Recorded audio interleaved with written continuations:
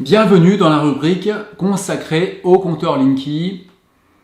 J'ai apporté cette sonde qui est la sonde Narda SRM 3006 parce que, à l'heure actuelle, c'est la seule sonde qui permet de mesurer les rayonnements effectifs du Linky lorsqu'il y a des communications Linky dans l'habitat. D'abord, je vais vous expliquer comment fonctionnent les communications CPL entre compteur et concentrateur et pourquoi les signaux CPL Linky pénètrent dans l'habitat même si vous n'avez pas le compteur Linky. Ensuite, je vous parlerai des solutions de protection que j'ai mesurées avec cette sonde, qui sont donc fiables. Et puis, je vous parlerai des fausses solutions. On constate effectivement, et je l'entends au niveau des témoignages, que des personnes se sentent mal depuis l'installation du compteur Linky ou sont devenues électro-hypersensibles. Ça, c'est ce que j'entends. C'est des témoignages qui sont vrais. Et ce que je m'aperçois moi en diagnostic, quand j'interviens, parce que j'interviens souvent à cause du compteur Linky, les personnes s'inquiètent ou se sentent mal depuis l'installation du compteur Linky, donc ils veulent absolument que je mesure les rayonnements effectifs du Linky. Lorsque j'interviens en diagnostic, je m'aperçois que finalement leur symptôme vient de tout le reste, c'est-à-dire tous les rayonnements qu'on va avoir dans l'habitat. Ce sont des personnes qui sont généralement très impactées par le champ électrique de 50 Hz, c'est-à-dire tout ce qui rayonne de l'électricité, par les hautes fréquences, parfois par des antennes relais, et souvent par énormément d'émetteurs haute fréquence dans l'habitat, Bluetooth, Wi-Fi, téléphone sur base DECT. Et je vous garantis qu'à la fin du diagnostic, les personnes ne me parlent même plus du Linky, parce que à chaque fois j'essaie de mesurer et puis finalement il n'y a jamais de communication. Et les personnes se rendent très rapidement compte que leur symptôme provient de leur exposition intensive et permanente à tout le reste. Parce que le Linky, c'est une goutte, c'est vraiment une goutte, c'est absolument rien par rapport au reste. Alors, personnellement, autre expérience que j'aimerais vous faire partager, c'est qu'en diagnostic électromagnétique, les personnes qui ont mis en place des filtres anti-Linky ne vont pas mieux du tout. Ça, c'est vraiment ce que je constate dans 100% des cas. Donc méfiance, pour moi la seule vérité c'est le rayonnement. S'il n'y a pas de rayonnement, il ne peut pas y avoir d'impact. Donc l'argument de dire les personnes se sentent mieux, déjà moi c'est pas du tout ce que je constate dans l'habitat en diagnostic, et des diagnostics j'en ai réalisé des centaines. Et d'autre part, le fait de sentir mieux c'est multifactoriel. En dehors de l'aspect rayonnement électromagnétique, je vais vous expliquer pourquoi je suis entièrement contre l'installation du compteur Linky depuis le départ. Je fais partie de l'association Stop Linky à Salon-de-Provence, qui est une association très très active. D'une part, c'est parce que déjà, nos compteurs actuels fonctionnent bien depuis longtemps et peuvent encore fonctionner très longtemps, donc c'est vraiment un gâchis écologique, première chose. Ensuite, il y a la manière avec laquelle sont posés les compteurs, déjà par des personnes qui ne sont pas électriciens à l'origine. On a embauché rapidement des personnes qui n'ont rien à voir avec le domaine de l'électricité, on les a formés comme ça sur un stage, et puis ensuite on les a envoyés comme ça, installer à la chaîne des compteurs, et on leur mettait la pression bien sûr pour installer le maximum de compteurs dans la journée. Moi j'ai vu personnellement 2 fois en diagnostic phase neutre inversée depuis la pose du compteur Linky. Donc c'est quand même des erreurs graves.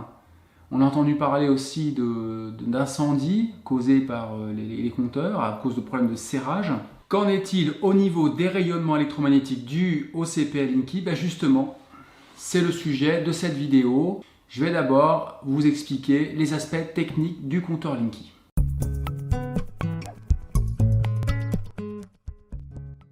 Dans cette première illustration, je vous montre d'abord un compteur non communicant. Le compteur, il se trouve normalement chez vous, soit dans votre propriété, soit à l'intérieur de votre logement, soit à l'extérieur de la propriété.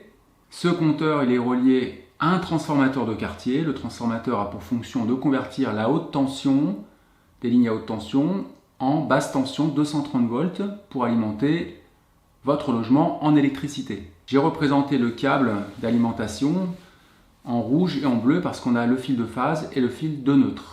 Et puis la fréquence du signal électrique, c'est ce qu'on appelle du 50 Hz, ça veut dire que l'intensité est de forme sinusoïdale et se répète 50 fois par seconde.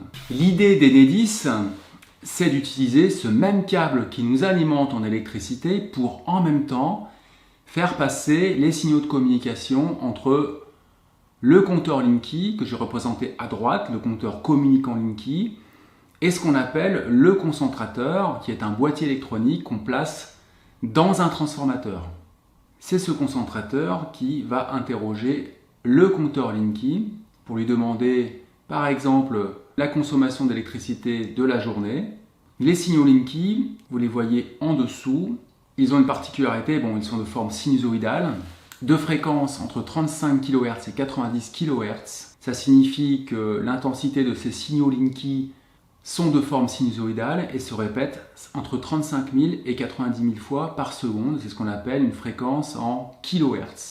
La communication entre compteur et concentrateur est bidirectionnelle, ça va dans les deux sens. Petite parenthèse, lorsque le transformateur est accroché sur un poteau comme on peut le voir à l'image, vous avez tous vu ce genre de transformateur, c'est des transformateurs de faible puissance, on peut se demander où se trouve le concentrateur du coup, parce que là, le transformateur n'est pas placé dans un bâtiment maçonné. Eh bien, le concentrateur, il est placé dans un boîtier en plastique au pied du poteau, tout simplement, il est à l'intérieur. Alors, on aurait très bien pu choisir de communiquer différemment entre compteur et concentrateur, comme en Angleterre, ou comme aux États-Unis, ça se fait par ondes radio. C'est-à-dire que là, on n'utilise pas ce qu'on appelle le CPL, les courants porteurs en ligne, comme ici, c'est-à-dire qu'on utilise le même câble d'alimentation électrique pour faire passer en même temps les signaux de communication Linky. On aurait très bien pu utiliser une technologie type Wi-Fi pour communiquer entre compteur et concentrateur, une technologie sans fil.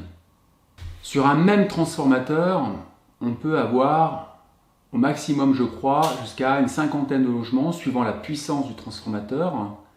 Donc vous n'êtes pas tout seul relié au même transformateur. Et puis une fois que le concentrateur a interrogé le compteur pour lui demander par exemple la consommation de la journée, la consommation d'électricité, eh bien il faut bien l'envoyer au réseau Enedis pour qu'il puisse récupérer les informations. Alors comment c'est possible? Eh bien ça se fait par la téléphonie mobile tout simplement. Dans le concentrateur, vous allez trouver une carte SIM d'un opérateur local, ça peut être Orange, Free, Bouygues ou SFR, et puis ça peut se faire en 2G, 3G, 4G, peu importe. Et puis au niveau puissance, c'est comme un téléphone portable finalement, c'est pas plus puissant qu'un téléphone portable à ma connaissance de ce que j'ai pu voir. Donc c'est pas ça qui va vraiment vous impacter, c'est pas du tout la communication par la téléphonie mobile entre le concentrateur et l'antenne relais qui va vous impacter, c'est l'équivalent d'une personne qui communiquerait, qui téléphonerait en permanence avec son téléphone portable dans un transformateur. Donc c'est pas ça, à mon avis, qui va vous impacter. Pour résumer, vous avez bien compris que le concentrateur était le chef d'orchestre, que c'était lui qui interrogeait l'ensemble des compteurs, des logements reliés au même transformateur de quartier, que la communication se faisait par courant porteur en ligne, avec une fréquence d'oscillation entre 35 kHz et 90 kHz. Alors vous allez me dire, mais pourquoi le CPL Linky est problématique? Eh bien pour vous expliquer cela, je vais vous faire une petite simulation et on va imaginer un concentrateur, le concentrateur de votre transformateur de quartier qui interroge un compteur communicant, un compteur Linky. Ça se fait par signaux CPL. Vous voyez que le signal se transmet dans le fil électrique pour interroger le compteur, mais rien n'arrête le signal puisque on a du fil électrique de bout en bout jusqu'à vos appareils. Vous voyez que le signal CPL se propage également dans toute l'installation électrique domestique, dans toute cette forêt de câbles qu'on a dans les murs ou en apparent, sous goulotte, mais également au niveau de vos appareils électriques et surtout au niveau des appareils qu'on peut avoir sous tension à proximité du corps, par exemple au niveau d'un coin bureau ou au niveau du lit lorsque l'on dort. Le concentrateur interroge toujours un seul compteur à la fois parce que si je fais le parallèle avec un prof dans une salle avec des élèves, si le prof interroge tous les élèves en même temps, tous les élèves vont répondre et le prof ne va pas comprendre ce que disent les élèves. Et bien là, c'est exactement la même chose. Si je suis le prof que j'interroge Pierre, Pierre, donne-moi ton âge, et bien Pierre, d'abord va entendre ce que je dis, mais tout le monde va entendre la question que je pose à Pierre. C'est ce qui se passe puisque le signal Linky se transmet dans tous les câbles électriques de l'ensemble des logements qui sont reliés au même transformateur de quartier, comme on peut le voir au niveau de la simulation ici. Tout le monde reçoit les signaux électriques du compteur Linky, les signaux de communication CPL. Et puis lorsque Pierre me répond, tout le monde entend ce que dit Pierre. Et bien là, c'est la même chose. Lorsque le compteur communicant interrogé répond, le signal CPL se propage vraiment dans toutes les installations électriques domestiques. Et donc, ce signal électrique, ce signal CPL, va pénétrer dans l'ensemble des logements reliés au même transformateur, c'est-à-dire dans l'ensemble de l'installation électrique domestique, mais également jusqu'à vos appareils sous tension. Vous l'avez sans doute bien compris, que vous ayez le compteur Linky ou pas, ça ne vous protégera pas des signaux CPL venant de l'extérieur. Ces signaux de communication entre compteur et concentrateur vont pénétrer chez vous, dans toute l'installation électrique domestique, jusqu'à vos appareils électriques sous tension, et vous serez normalement impacté par le CPL du Linky au niveau du rayonnement électromagnétique. Rayonnement électromagnétique de haute fréquence, puisque les hautes fréquences, officiellement, ça commence à 9 kHz. Ça va entre 9 kHz et 300 GHz. 9 kHz, ça signifie 9000 oscillations par seconde. Pour mesurer les rayonnements électromagnétiques effectifs du Linky, il n'y a pas 50 solutions. Il faut utiliser la sonde Narda. À ma connaissance, il n'y a que celle-ci qui permet de mesurer avec précision les rayonnements effectifs du Linky lorsqu'il y a une communication Linky, les rayonnements autour des fils électriques sous tension, autour des appareils sous tension qu'on peut avoir à proximité du corps. La question que vous devez sans doute vous poser, c'est est-ce que lorsqu'il y a une communication CPL entre compteur et concentrateur, ça rayonne beaucoup autour des fils électriques? Et puis la question que vous devez vous poser aussi, c'est est-ce que ça rayonne souvent? Est-ce qu'il y a souvent des communications entre compteur et concentrateur? Alors il y a deux situations. Si on vous a installé le compteur entre 2015 et 2016, vous avez toutes les chances, comme c'est le cas à Lyon, d'avoir un CPL, un compteur communicant type CPL G1, première génération. Et au niveau de ces compteurs, j'ai remarqué qu'on a des communications toutes les 10, 20, 30 secondes en permanence, 24 heures sur 24. Deuxième situation, on vous a installé le compteur à partir de 2016, et là vous avez toutes les chances d'avoir le compteur de troisième génération, le compteur type CPL G3. Et dans ce cas, vous aurez très peu de communication la journée. Parfois j'attends une demi-heure, trois quarts d'heure, une heure avec la sonde et je n'ai aucune communication CPL Linky, je n'ai rien à mesurer, aucun rayonnement électromagnétique. Par contre, on a vraiment un rayonnement intense à partir de minuit 10, entre minuit 10 et minuit 40 très précisément, parce que c'est l'heure des relevés de consommation d'électricité. Votre consommation est enregistrée localement dans le compteur toute la journée, et puis à partir de minuit 10, le concentrateur vient chercher le fichier d'enregistrement dans le compteur, je suppose, l'enregistrement de la consommation de la journée pour le récupérer. Au niveau intensité de rayonnement, en volts par mètre, on va se situer à proximité du câble entre moins de 0,2 volts par mètre et jusqu'à 6 volts par mètre, exceptionnellement 6, 7, 8 volts par mètre. Et puis, donc si c'est mon compteur qui communique, c'est là que je vais avoir le maximum dans le fil électrique. Et puis si c'est le compteur le plus éloigné, c'est là que j'aurai le minimum reçu au niveau du signal CPL, donc au niveau du rayonnement autour des fils électriques. En réalité, le rayonnement électromagnétique Linky, lorsqu'il y a une communication que vous allez recevoir, va dépendre directement du champ électrique auquel vous êtes soumis, du champ électrique de 50 Hz, parce que ça sort du même fil électrique. Donc si vous êtes déjà soumis à du champ électrique de 50 Hz au niveau de votre coin bureau, au niveau de votre lit, il est clair que lorsqu'il y aura des communications Linky, vous serez en même temps impacté par le rayonnement du Linky entre 35 kHz et 90 kHz. Donc vous aurez des basses fréquences en plus des hautes fréquences dues au rayonnement Linky. Un paramètre très important à prendre en compte, qu'on ne connaissait pas avant d'avoir la sonde pour mesurer réellement le rayonnement Linky, donc on pensait au départ que les filtres anti-Linky allaient fonctionner, c'est que quand il y a une communication CPL Linky, le signal passe non seulement par le fil de phase, qui est souvent rouge mais il peut être d'une autre couleur, mais également par le fil de neutre. Donc ça c'est la première raison pour laquelle aucun filtre anti-Linky ne peut fonctionner.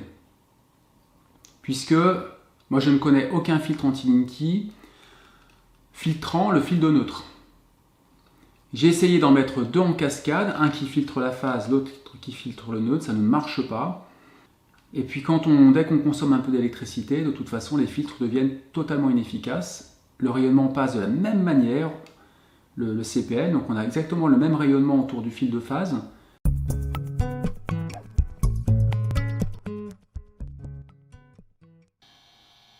bien ici la trace du Linky entre le marqueur A et le marqueur B, entre 35 kHz et 90 kHz. On voit bien donc le rayonnement Linky dans cette bande de fréquence, malgré qu'on soit autour du fil de neutre, parce que là on mesure uniquement avec la sonde autour du fil de neutre, et pour le montrer, j'approche l'appareil pour mesurer les basses fréquences de 50 Hz, et autour d'un fil de neutre, on a des valeurs faibles en champ électrique de 50 Hz. Vous voyez que si c'était un fil de phase, on aurait plusieurs centaines de volts par mètre affichés ici sur le NFA 1000, ça c'est clair. Donc là c'est vraiment pour vous montrer qu'on est bien autour d'un fil de neutre, et que malgré ça, on a vraiment des rayonnements Linky aussi forts qu'autour du fil de phase, c'est la même chose au niveau intensité de rayonnement.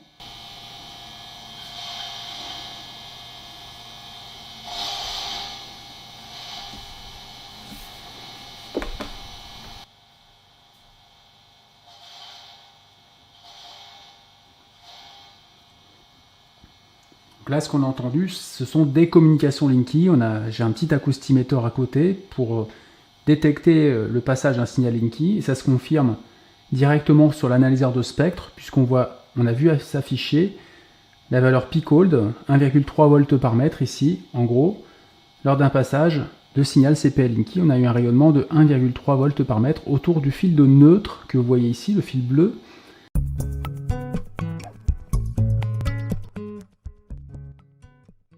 Donc le conseil que je peux vous donner, c'est de ne surtout pas investir dans un filtre anti-Linky, ça ne sert absolument à rien du tout. Vous aurez exactement les mêmes rayonnements.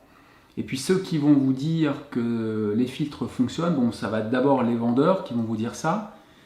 Des personnes qui n'ont jamais voulu concrètement venir voir la réalité en face. Avant de vous parler des solutions de protection, je vais vous dire tout de suite ce qu'il ne faut pas acheter, c'est-à-dire les filtres anti-Linky, bien sûr, il n'y en a pas un seul qui fonctionne.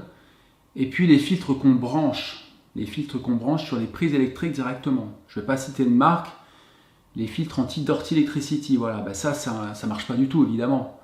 Ça se saurait si ça marchait, hein. Que je mette ça ou pas, j'ai tout essayé, le rayonnement est exactement le même dans l'habitat. Je vous préconise d'aller sur mon site ondeexpertise.com dans la rubrique Test on expertise, et là vous allez trouver mes tests de filtres anti-Linky. Et tout est détaillé, tout est expliqué, vous pourrez regarder ça à tête reposée.